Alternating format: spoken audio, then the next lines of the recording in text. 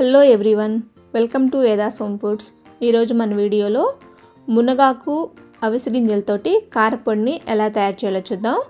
ఈ కారపొడిని మనం ఏ బ్రేక్ఫాస్ట్లోకైనా యూజ్ చేయొచ్చండి. రైస్లో కూడా ఈ కారపొడిని యూజ్ చేసుకోవచ్చు. ఇప్పుడు మనం ఈ కారపొడి ప్రిపరేషన్ ప్రాసెస్ని చూద్దాం.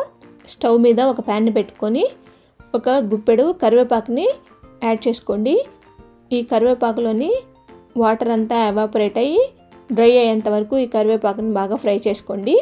మీరు ఇలా ఫ్రై వద్దనుకుంటే ఈ కరివేపాకుని ఎండలో పెట్టేసి బాగా డ్రై చేసుకోండి. ఇలా ఎండలో పెట్టి డ్రై చేసిన కరివేపాకునైనా యూజ్ చేసుకోవచ్చండి. చూడండి, ఈ విధంగా కలుపుకుంటూ ఈ కరివేపాకుని బాగా డ్రైగా అయ్యేంత వరకు ఫ్రై చేసుకోండి.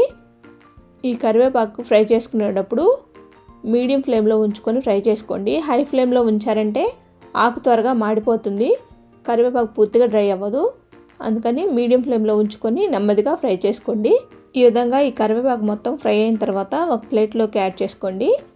ఈ ప్లేట్ని పక్కన పెట్టేసుకొని అదే ప్యాన్లోకి ఒక టేబుల్ స్పూన్ వరకు ఆయిల్ని యాడ్ చేసుకోండి.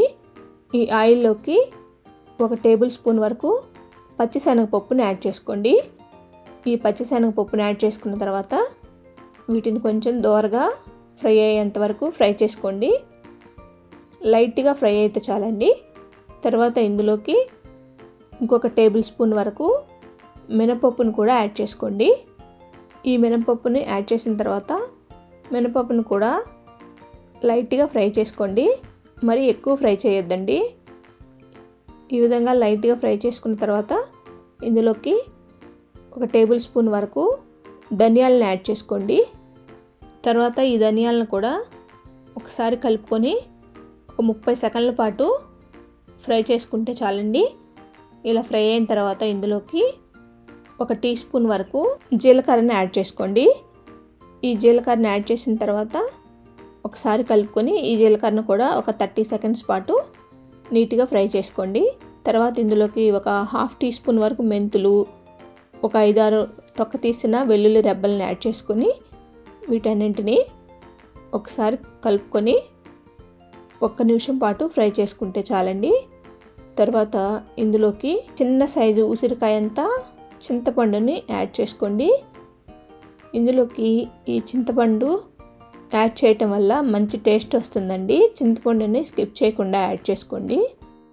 ఈ చింతపండును కూడా 1 నిమిషం పాటు ఫ్రై చేసుకోండి. ఇలా ఫ్రై చేసుకున్న తర్వాత ఇందులోకి ఒక హాఫ్ కప్పు వరకు అవిసె గింజలను యాడ్ చేసుకోండి. వీటిని ఫ్లాక్స్ సీడ్స్ అని కూడా అంటారండి. ఈ అవిసె గింజలను యాడ్ చేసుకున్నాక వీటన్నింటినీ ఒకసారి కలుపుకొని ఈ అవిసె గింజలు చిటపటమని సౌండ్ వచ్చేంత వరకు ఫ్రై చేసుకోండి.